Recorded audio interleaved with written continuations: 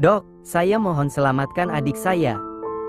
Cuma dia satu-satunya keluarga yang saya punya. Entah sudah berapa kali Evan mengulang ucapan tersebut. Kami akan melakukan yang terbaik, Pak. Kita serahkan semuanya pada Tuhan. Sementara di luar, setelah Evan melayangkan tamparan di wajah Revan, Luna dan Wijaya tentu amat terkejut. Kemudian segera membantu putranya itu untuk bangkit. Bun, yah, siapa sebenarnya Evan? Kenapa kalian memanggilnya ke Anu? Kalian tahu bukan jika Evan mantan kekasih Kania? Tanpa menghiraukan rasa sakit, Revan langsung melayangkan pertanyaan yang sedari tadi mengganjal dalam pikirannya. Angga menghembuskan napas secara perlahan. Kami tak bisa menceritakannya secara detail sekarang. Tapi intinya, Kania bukanlah anak kami berdua hanya paman dan bibinya. Dia adalah putri Carlos Adriano Clovis. Tentu saja penuturan yang disampaikan oleh Angga barusan membuat Revan dan kedua orang tuanya terkejut bukan main. Meski Revan sudah mendengar dari Kania sebelumnya, tapi tetap saja ia hampir tak percaya. Dan rencananya siang ini mereka akan berkunjung ke rumah mertuanya itu untuk menanyakan masalah yang sama. Seakan tahu apa yang tengah dipikirkan oleh ketiga orang yang ada di hadapannya, Angga kembali angkat bicara. Saat itu, Kania sebenarnya tidak berada di lokasi kejadian. Ia tidak ikut orang tuanya bepergian. Gadis yang berada di dalam mobil tersebut adalah Desi, kekasih Keanu. Keanu selamat dalam kejadian tersebut. Itu semua tidak luput dari campur tangan seseorang yang membantunya. Tapi naasnya, mobil itu sudah terbakar terlebih dahulu. Lalu di mana Keanu? Tanya Revan lagi. Angga menunjuk pintu di mana Evan sedang melakukan transfusi darah. Sebenarnya Evan adalah Keanu yang selama ini hilang. Revan melotot mendengarnya. Itu nggak mungkin, yah. Aku kenal sekali dengan Keanu, dan Evan sangat jauh berbeda dengan Keanu. Angga mengangguk. Keanu sengaja mengoperasi wajahnya agar tak ada seorang pun yang mengenali ia. Itu semua ia lakukan karena menghindar dari pembunuh orang tuanya yang mungkin saja mencarinya. Pembunuh? Luna yang sedari tadi hanya diam, langsung angkat bicara kala pendengarannya menangkap sesuatu. Kali ini Kiara yang mengangguk. Iya, kematian keluarga Clovis bukan murni kecelakaan. Itu semua perbuatan tangan seseorang. Bahkan, kecelakaan kali ini pun perbuatan tangan orang yang sama. Dan orang itu adalah... Sengaja Kiara menggantung ucapannya. Salah satu keturunan Addison. Luna, Wijaya, dan Revan terbelalak. Apa maksudmu? Tanya Wijaya dengan sedikit nada tidak suka. Sep, baru saja Kiara hendak angkat bicara, pintu lebih dulu terbuka. Selamat pagi semuanya.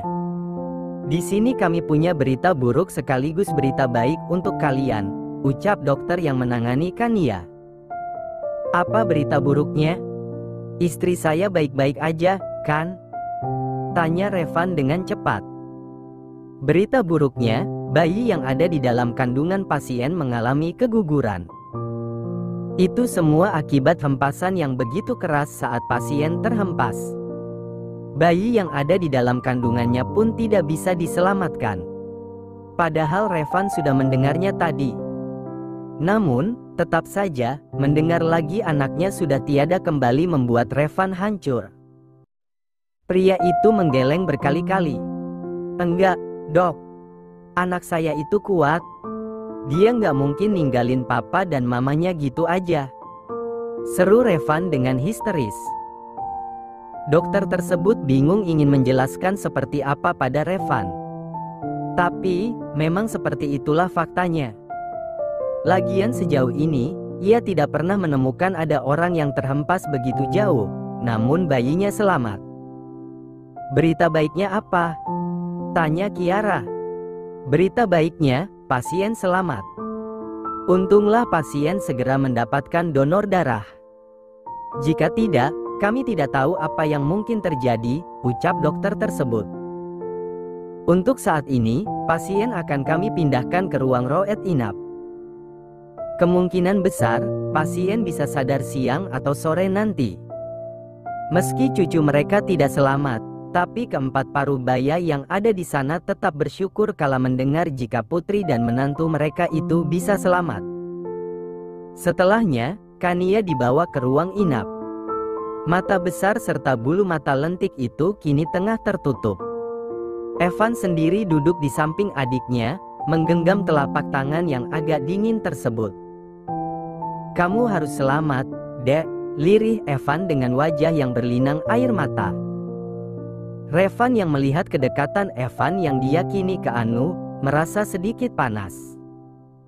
Tentu saja itu terlihat dari wajahnya yang seperti orang kesal.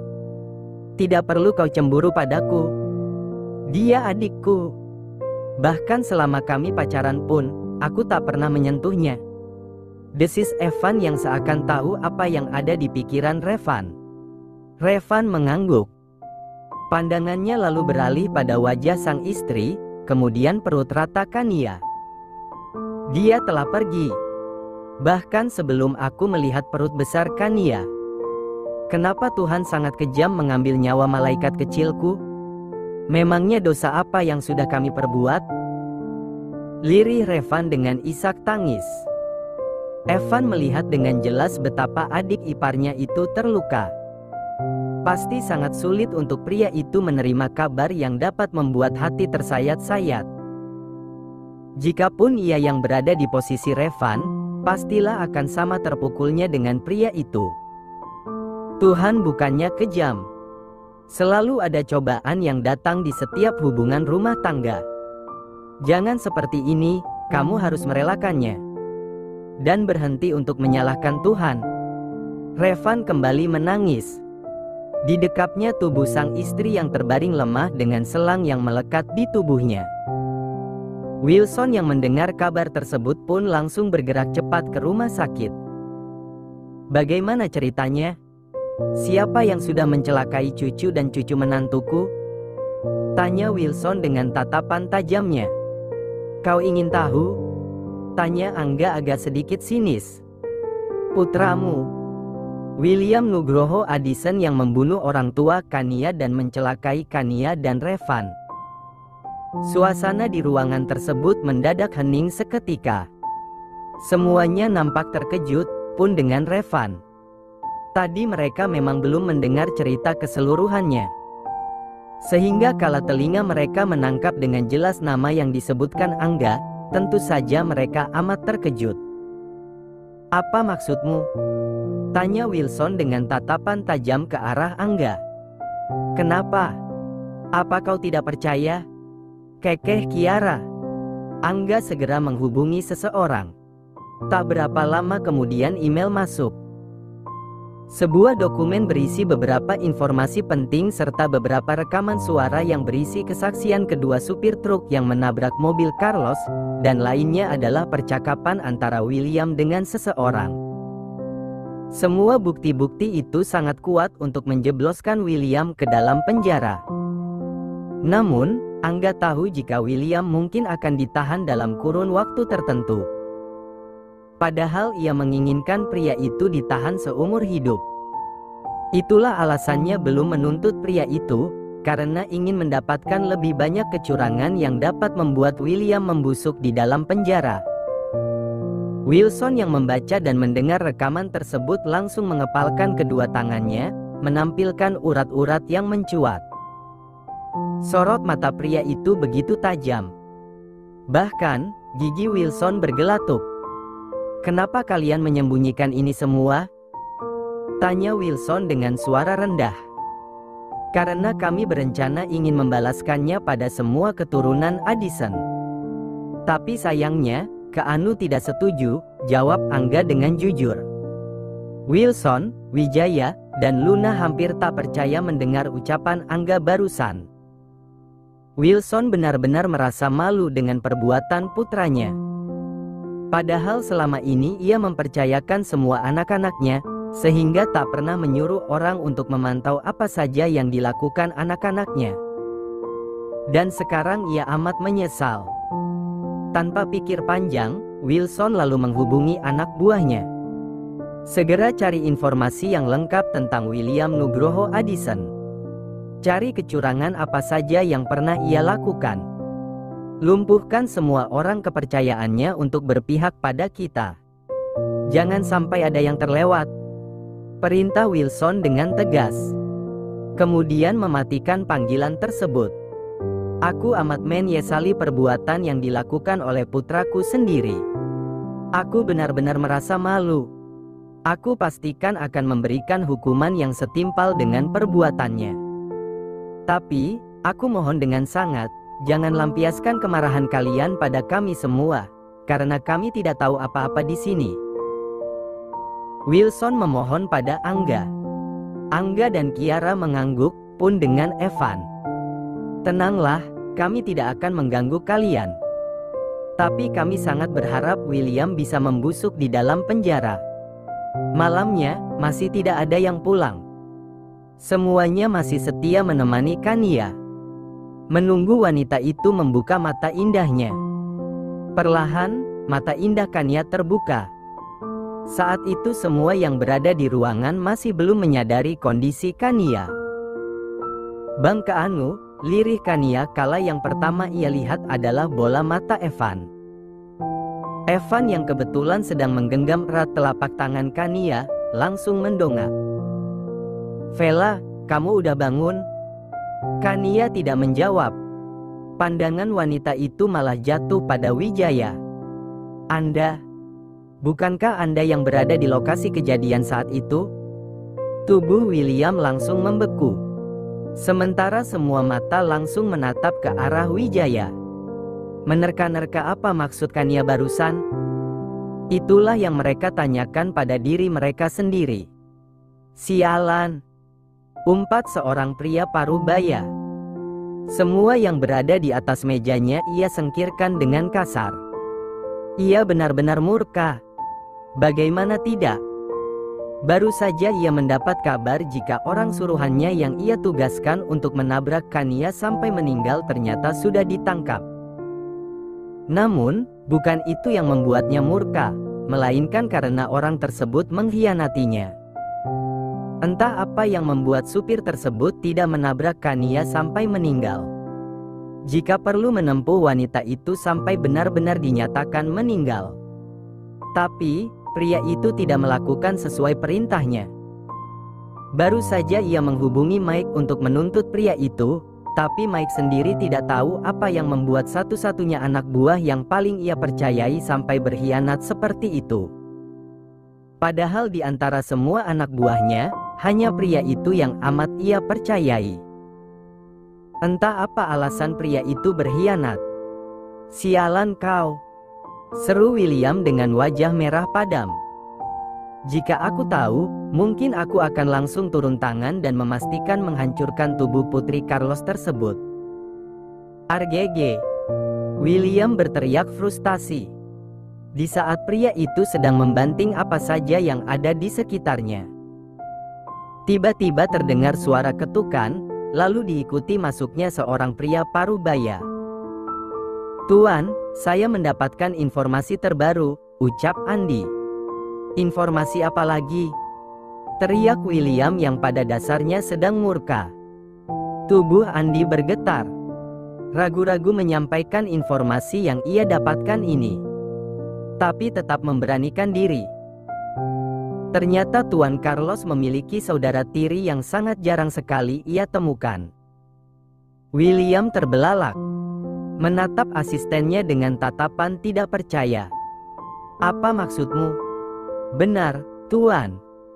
Tuan Carlos memiliki adik tiri yang sekarang merupakan orang tua yang merawat dan menyembunyikan Kania. Dan ternyata, adik Tuan Carlos itu adalah pemilik perusahaan Alexander Company, salah satu perusahaan terbesar di Kanada." Alexander Company? Bukankah perusahaan itu yang paling banyak menanam saham di perusahaan kita?" Andi mengangguk. Selama ini merekalah yang membangun benteng kokoh agar tak ada seorang pun yang mendapat informasi tentang Kania. William terdiam. Pantas saja informasi tentang Kania sangat susah untuk ditembus.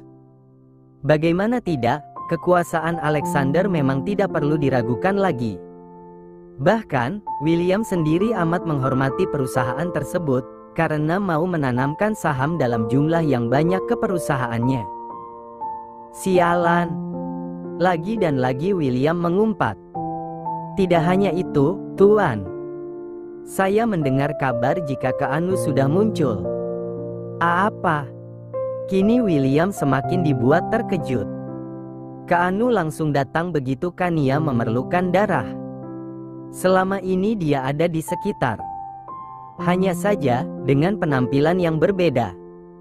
Jika Kania melakukan operasi plastik karena orang tuanya, Keanu melakukannya dalam keadaan sadar dan atas kemauannya sendiri.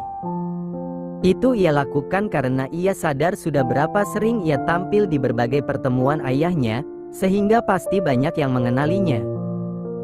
Jadi, ia juga ikut merubah wajahnya. Wajah William semakin terlihat frustasi. Apa mereka tahu jika aku dalang di balik ini semua? Tanya William. Andy mengangguk. Sepertinya begitu, Tuan. Mereka sudah tahu jika Anda adalah pelakunya. Dan saya pikir, perusahaan Alexander Company sengaja menanamkan begitu banyak saham di perusahaan ini. William mengangguk, membenarkan ucapan sang asisten. Sepertinya aku harus kabur secepatnya. Sudah tidak ada lagi harapan untukku bisa bertahan. Tapi sebelum itu, aku harus membunuh kedua anak Carlos tersebut bagaimanapun caranya.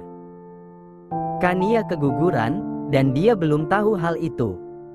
Aduh, gimana reaksi Kania kalau tahu dia keguguran? Pengen ngerevisi ulang biar Kania nggak keguguran, tapi emang gini alurnya wakak.